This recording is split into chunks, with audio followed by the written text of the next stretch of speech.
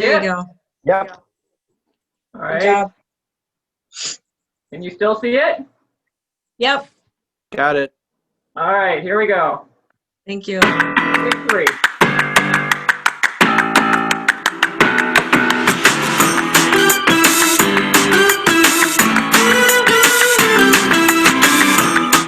I'm Rachel Womack, owner of Today and Forever Videos, and this is Tips and Tricks for Great Interviews.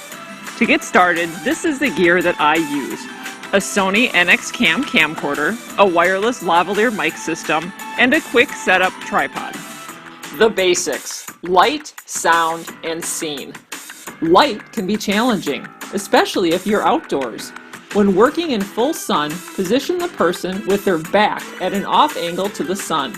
This will keep the subject from squinting and give them a nice separation from the background. The majority of my interviews are quick, person-on-the-street sound bites. If you have the luxury of time to set up for an interview, invest in a collapsible light reflector. The reflector can be used two ways. First, to block and diffuse the direct sunlight, or to reflect the light and soften the harsh shadows on the person's face. Clear audio makes for great interviews. That's why I use a lavalier microphone. I know that he has two friends, Pillsbury and Beans. I know that he has two friends, Pillsbury and Beans. Having the interview subject wear the microphone, I can make sure they are positioned facing away from any noise, like wind, traffic, or crowds. We had different winter words hidden throughout the businesses, and the owner and the shop owners were able to pick where they wanted the words. So we had like frozen tundra, icicles, cozy fires, things that were all about winter. We had different winter words hidden throughout the businesses, and the owner and the shop owners were able to pick where they wanted the words. So we had like frozen tundra, icicles, cozy fires, things that were all about winter. Also, be sure to always use a windscreen. I use the foam style ones. They're inexpensive, can be changed out quickly, and they work great. Here's a trick I use for setting the scene. I plant. I have to determine where my interviewee stands, what direction I want them to look, and what I want shown in the background. For a sit-down interview, I like to dress the area up with a green plant. So how does iPlant help me do that? Well, imagine a bird's eye view of an interview setup. There's the person you're interviewing, that eye-catching green plant or background, you and your camera. I am across from the plant, or iPlant. That way, your subject will be looking at you, and the lovely green plant or whatever captivating thing you decide to have as a background is framed correctly in your shot. Now that you have your interview subject ready and set, it's time to go and start the interview. I begin by asking the person their name and have them spell it for me. Can I get your name and can you spell it for me? Sure. Nancy Yarbrough Banks, NancyYarbrough-Banks. This accomplishes two very important tasks. First, you have the correct spelling of their name for the title, and second, you have a chance to check your audio levels. Make sure they speak clearly and slowly enough for you to understand them. It's easy to confuse B, D, P, and Z, especially when they're wearing a mask.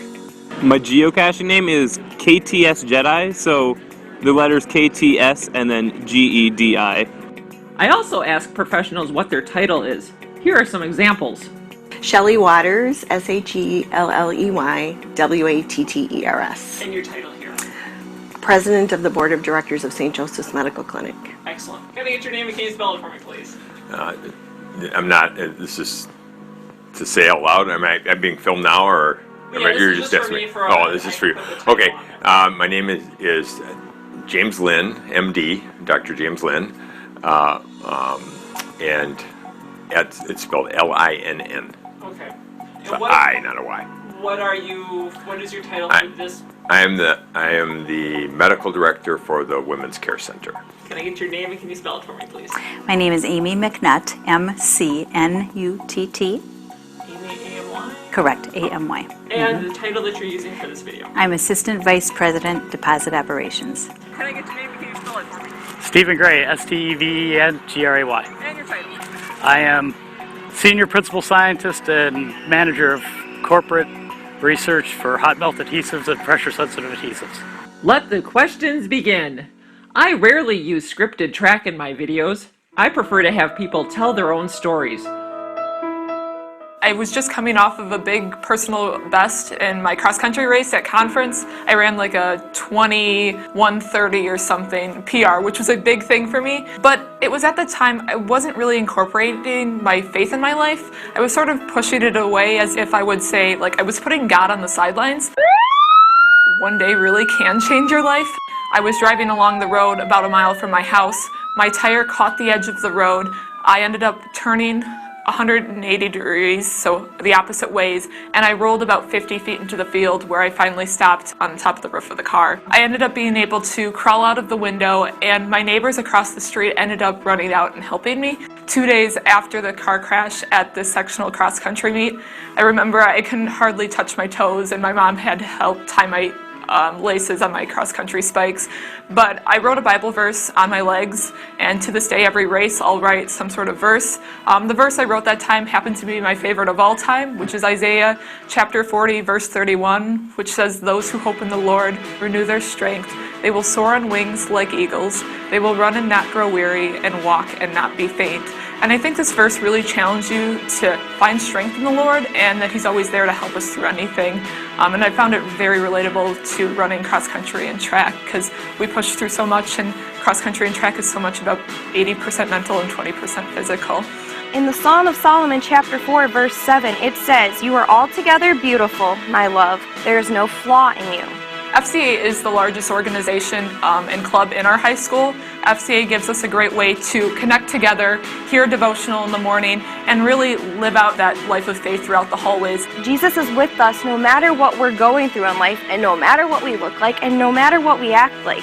Raising funds for FCA is really important because it is really this opportunity for youth to really share their faith and for them to explore and learn why a life of faith is really important.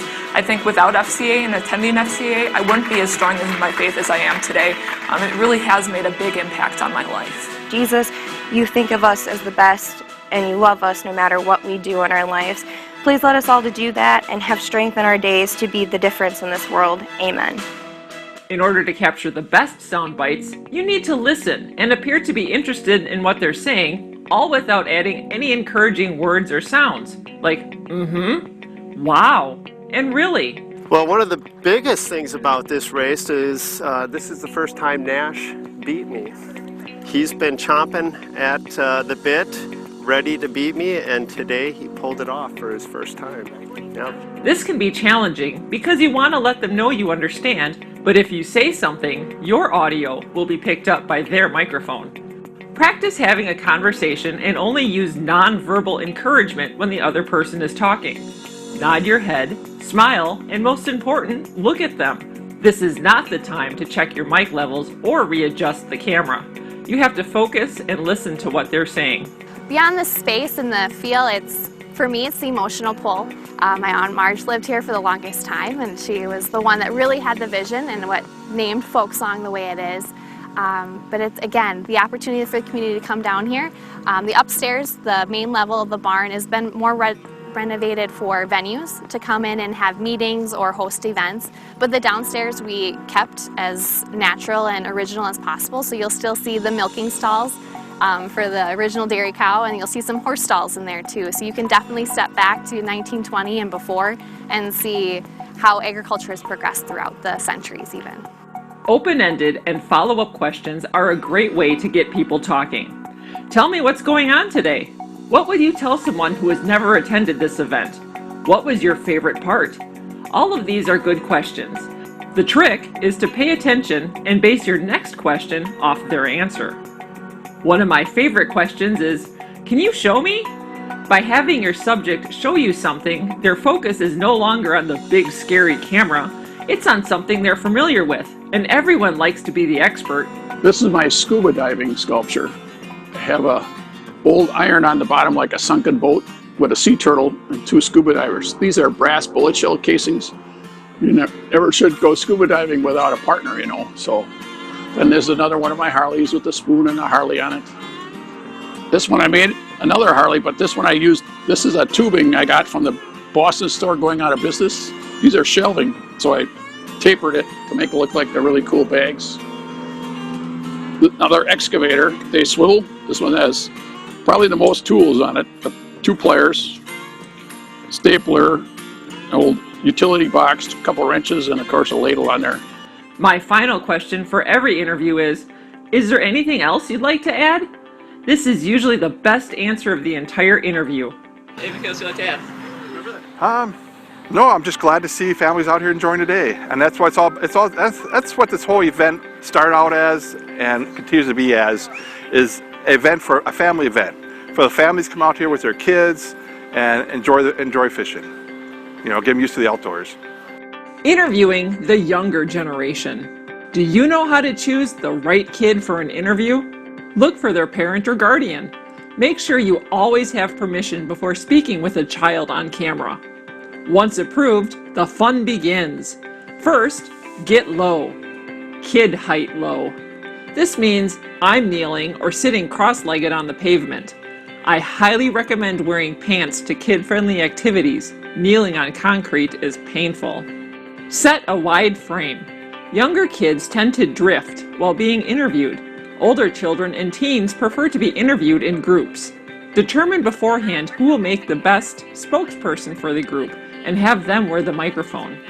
We used some grant money we had to purchase baby items, and we made over 300 boxes, baby boxes for them. As with adults, ask children to say and spell their first name. My name is Brantley, and it's spelled B-R-A-N-T-L-E-Y. Excellent. I do this to determine audio levels and to gauge how talkative a child is. Taylor, T-A-Y-L-O-R. Always verify with the parent or guardian the correct spelling of the child's name. Tell me about what's going on today. We are going to climb a tree. All questions need to be easy to understand. What have you seen so far today? We've seen Bucky Badger. Right now, we've seen a snowman wearing a cheese hat. We've seen Frosty. And that's kind of what I remember. I enjoy interviewing kids. You never know what they're going to say or do. Why do you like getting out and being with other kids and doing this kind of stuff? Because then when there's more kids, you're kind of more active. Because you're trying to get to know everybody. You did cheerleading camp. How was that? Yes, good. What'd you do? Alligator, eat 'em up, eat 'em up. Tell me what's going on today. What are you doing? I am doing tree climbing, and I'm really excited to do it, and it's really high, so I hope I do like really good, hopefully. Somebody that hasn't come to this yet, what would you tell them about it? What? Somebody that hasn't come seen all these trucks yet, what would you like to tell them about it? What should they know? They should come because it's really cool and loud. Have you ever been to this before? Yes. What's your favorite thing about it? The hot chocolate. How are you feeling right now? You're being Excited. timed. Can't you tell? You're being timed. Hey, what do you say? I want to say I like this video and I love your hair. Aw, you're the best! The magic of editing. When editing, your goal is to look for clear and memorable sound bites to work with. However, this can be challenging. While there may be a few amazing quotes, you're more likely to find broken sound bites here and there. I go through the entire interview and cherry pick the best bites and save them to a new sequence in my timeline. Once I have my chosen sound bites, I start determining their order in the story. Having enough B-roll to cover the story is critical. This will prevent jump cuts and make the video understandable and interesting. Watch the footage and listen to the sound bites a few times to catch all the ums and likes and long pauses that your subject might say during the interview. Being on camera is not normal for most people, so they usually speak a little out of their natural rhythm. A few short pauses are alright if you're looking for conversational or thoughtful sound bites, but you should be able to tell what sounds unnatural or unflattering. Find these spots and delete them. Here's an example of a raw interview and the final edited presentation. I'm Charlie Keogh. I'll be a senior at USM. And yeah. Tell me a little bit about your piano playing. How did you get started?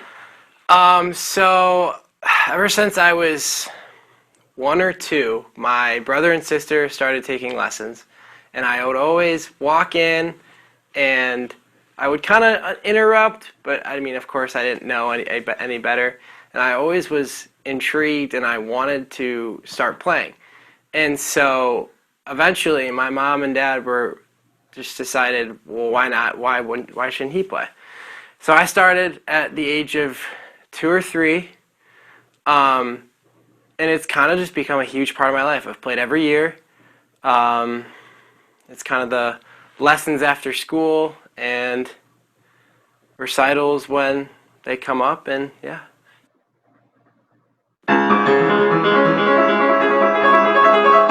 I'm Charlie Keogh. I'll be a senior at USM. I started at the age of 2 or 3, and it's kind of just become a huge part of my life. I do remember some of those first instances where I would go up there, I was extremely nervous for really no reason, and it was great because it was kind of a way to deal with fear. And of course, I could make a mistake and no one would care because I was at such a young age, but for me, I wanted to, you know, play perfectly and show everybody that I can do it.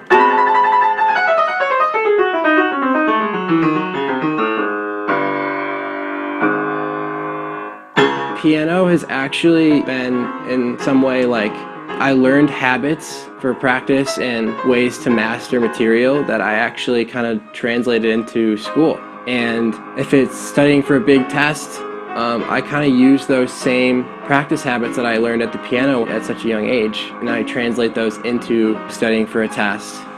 It's kind of weird how that cross-training works, but for me, I think it does.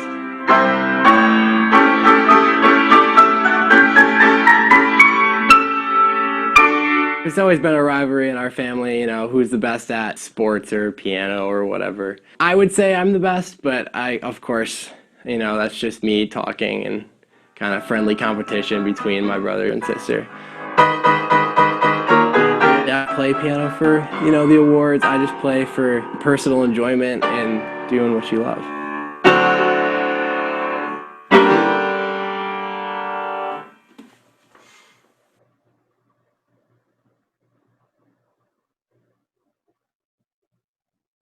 Here are a few more of my edited videos using music and interviews to tell the story.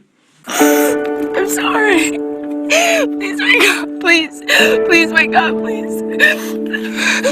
Tony, you need to wake up, please, please. Someone, I call for help. Tony. Please, Tony. Come on, it's okay. You're gonna be okay, okay? Come on. Where are they? Come on. They need to come. Hurry. Come on, they're here, it's okay. They're coming, okay? They're here. This stuff isn't a joke. I want them to be safe because I know if any of my close friends would do anything even as close to stupid as this, I would be ashamed of them, but at the same time, it's hard to like cope with it. So I want them to just really take the emotion they take today and bring it with them the rest of their life. We just went around to different classrooms, and we have somebody dressed as the Grim Reaper, and they select that individual, and I have to go in and read the obituary that their parents wrote, which is a pretty sombering moment, I'm sure, for them. The students initially might laugh when they see the Grim Reaper. The second I start reading it, it usually clicks pretty quickly that this is kind of a big deal. This person was in your class, right? And now you can see them, but they're not there anymore, right? They can't talk to you, they can't interact with you. My friend Destiny got pulled out in choir and she came back and everyone was scared. They were like, oh my God, look at her face. And I'm like, yeah, they weren't really taking it seriously at first, but I think now is when it's really starting to hit them, because when I got pulled, they're like, oh my gosh, Alyssa. They remember it for years, and that's the importance, that they remember seeing the Grim Reaper walk around school. They remember the car crash scene. They remember the students that are made up and how real it looks, and we do take it very seriously and do try to make it as real as possible so that it does have the most impact for them as it can, and they remember it for years. And if it just changes even one student, it's worth it. Elizabeth, can you tell me what happened? We were at the park and she was drinking, and then we were in the car and I was smoking, and then we came back in and I saw Tony playing football, and I looked up and I hit him, and then I swerved and I hit Connor. Okay, alright. It's scary because you saw the mom of the child that was ran over and how hurt she was. You could see the hurt in her eyes, and how many other people were impacted, not only by the person that was run over and the people that saw it, but the person that actually ran the person over. That's guilt that's going to live within them forever. I sometimes can be like dumb in driving as well. They just gave me very good example of how, you know, I can be affected myself as well. Driving is a very serious responsibility, and can't urge that enough. You can't do any drugs, you can't drink alcohol, and you got to put the phone down. If we can get that across, then hopefully we can save some lives. All patients are clear of the vehicle. Be safe and remember that you do have people that love you, and you should always remember that it's not a game. Driving is always a privilege and not a right.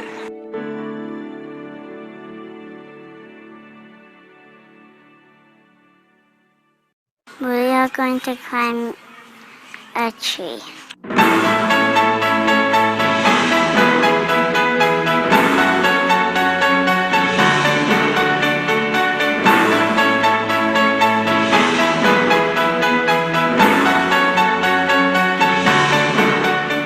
The day starts a few hours before our climb does. Would you like gloves today? Awesome. To be able to look at something and understand the growth pattern, basically see inside the tree to understand the structure, that's really what tree climbing is about, and that's not something people are exposed to. All right, Jordan, I'm gonna have you take a step in, and 1 foot through that small hole. Yep, just like that. The saddles, the helmets, everything we use is specific to tree climbing. I am doing tree climbing and I'm really excited to do it, and it's really high, so I hope I do like really good, hopefully. What's really cool is if you don't do anything at all, the Magic Knot holds us up here. We partnered with Treetop Explorer. We've been doing this with them for a while, so it's a very successful program. And they said, hey, we got this crazy event, it's tree climbing. Here we are, we do 3 climbs a year. Kids just sign up, they can go up and down as many times as they want. There's one knot that you have to push it up and push your orange knot up, and then you have to climb up, and then the magic knot you have to push up, and then you keep on going higher, and sometimes you have to make knots so you can go higher.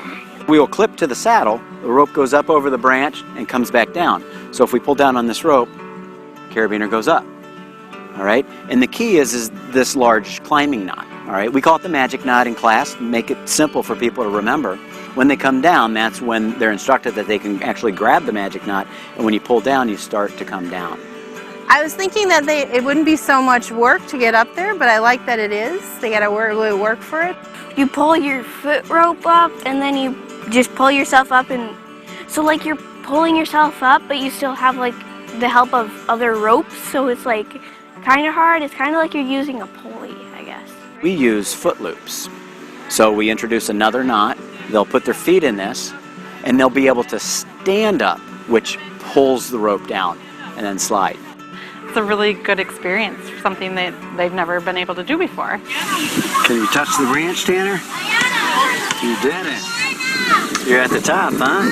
It's a little crazy. It's fun though, you know, it doesn't look that intimidating, but once you get up there, you're like, I'm up here, and you look down, you're like, I'm very high up there. You can kind of hang upside down. So Kurt with Treetops, like, you know, flip upside down and hang like a bat.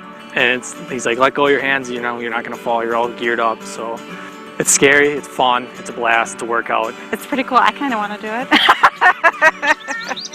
It's neat to get into these different realms. So 10 feet off the ground, you go to 20 feet, it's like a different world. And 30 feet's a whole nother different world. So it's pretty neat to see that. But it's not necessarily about going the highest or the fastest. It was really pretty, but it was like a little bit scary and kind of cold. I think he's doing great. I think it's he wanted to climb trees, so I'm just thinking on the way down it might be a little fast.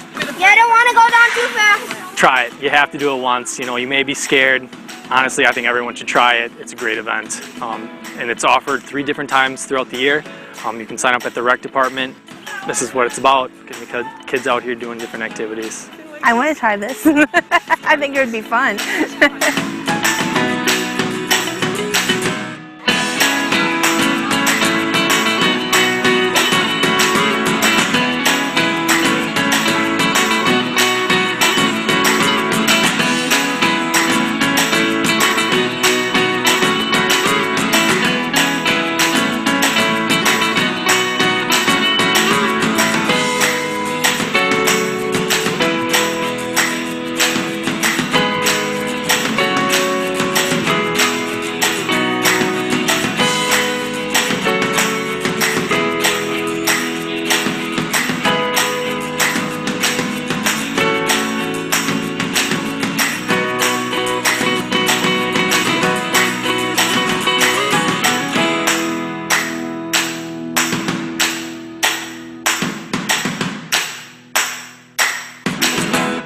It was awesome.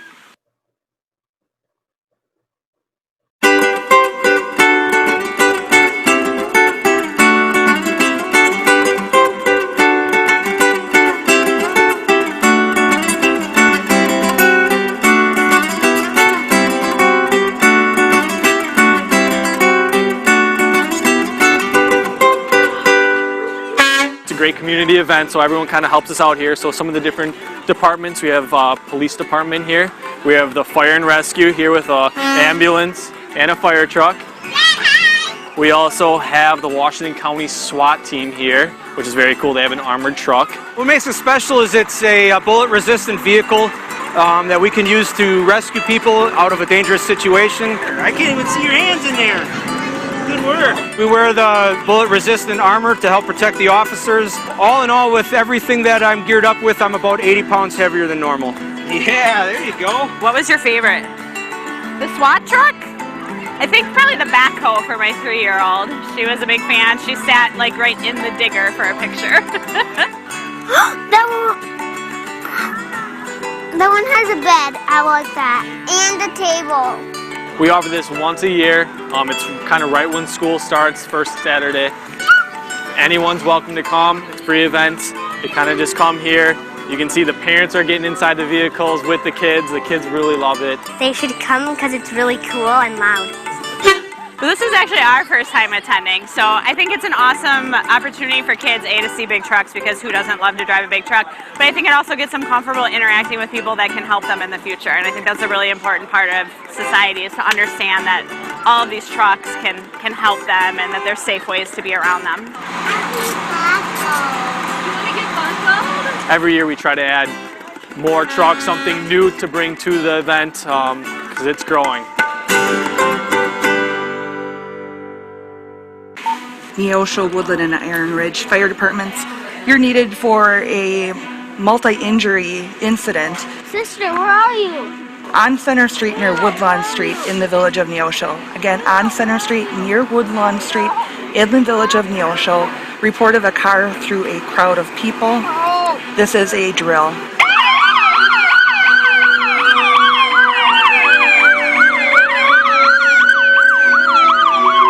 Today we did an MCI drill. The theme was a car through a crowd within a medical emergency. So we had our 20 patients set up a triage area. All right, Doug. We're just putting this tag on you here so they know when to help you in what order. So they'll be back over in a little bit, okay? Thank goodness these events don't happen very often. So it's good for us to train on them because they're very high intensity, high stress. It's hard to simulate this unless we go through the motions like this stuff today. So we bring in like Flight for Life, they had come in that try and make it as realistic as possible. They did some what's called moulage, which try and make blood and everything else look very real. I have some fantastic people that can really do some great airbrush, latex, everything. And the nice thing is they like a challenge. Everybody goes out and researches and checks and learns different techniques and different things so we can create what we're after.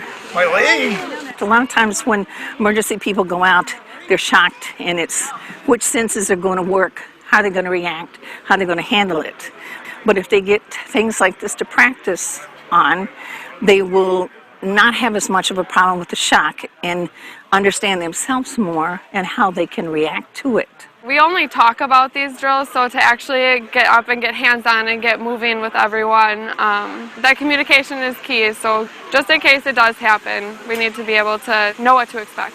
I was in the hanging from the tree. They had to get me out of the tree. So listening to them trying to talk about how they were trying to get like the harness around me and lifting me up and all that stuff, it was not the comfortable thing, but I could hear them all.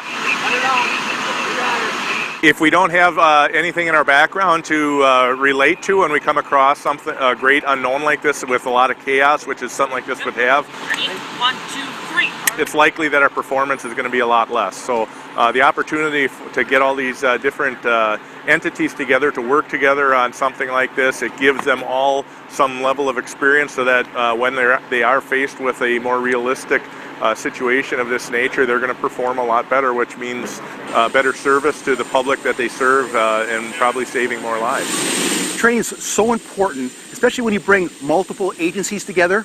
If it's fire departments, law enforcement, Flight for Life, when you work together and you train together, when it comes to a real scene, you'll perform better. You always have to have pre-flight, pre-training, planning. It's better to plan ahead of a time versus while you're on the scene. I thought everything went well. I think it was set up pretty good. Everybody seemed to work well together. Flight came in. We had our landing zone set up. We had to do extrication on 2 patients out of the car. 1, 2, 3. Everybody worked well. Everybody got along. It went really well.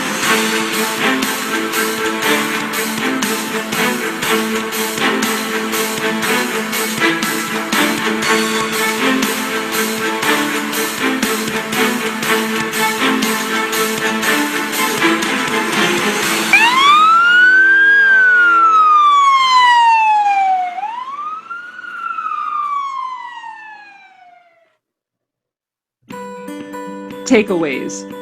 Here's my list of the tips and tricks covered in this presentation. Basic equipment needed: a camera, microphone, tripod, and the knowledge of how to use them.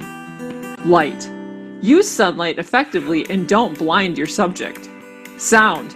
If you don't have good sound, it's just photography. Use a discreet and reliable microphone. Scene. Remember eye plant? Be aware of your surroundings and know your subject's eye line, and determine the background when you set up the interview location. Name and title. Start every interview with the subject saying and spelling their name. Ask for their title if needed. Check your audio levels and verify correct spelling. Questions. Ask open-ended questions and pay attention to the answers. Have them demonstrate or explain something they are familiar with. Pay attention. Use nonverbal communication to encourage and support your subject. Children, move to a child's eye level when interviewing them. Wear pants. Kneeling on pavement hurts.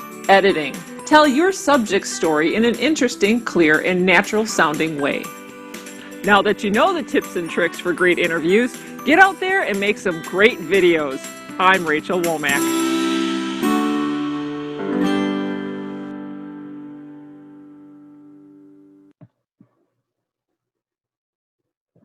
So a couple of things I do want to add before I take a couple of questions is I normally get my interviews before I shoot a story. So I tend to get to a scene earlier, grab all my interviews so I know what type of B-roll that I need to get or cutaways that I need to get. I also know what I have as far as sound is concerned in order to tell that story. So I know if somebody talked about, you know, wow, there was a really big horse at the thing, I know that I need to get footage of that to make sure that I'd rather cover their talking head with what they're talking about than watching them talk. So I hope after watching a couple of those videos that I've done, that we're done all with just sound bites that you kind of get the idea. Are there any questions?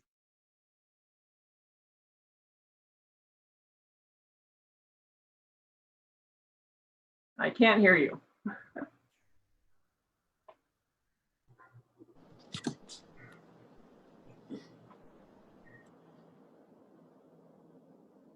Anyone? Anyone? Any questions for Rachel? I have a question, Rachel. Yeah. So when you are doing your interviews, like say in a studio, are you out of the picture for the most part, or is the camera going on you and then answering on the person, and then what about your voice too? So if you're not in the video, and so are you audibly being heard, asking the question? I can hear myself on my shotgun microphone. I am never in the shot. Every shot that I have is just that person talking. The only reason I use my shotgun in order to hear myself is so I remember what the question was that I asked. Otherwise, I never use my voice in a production.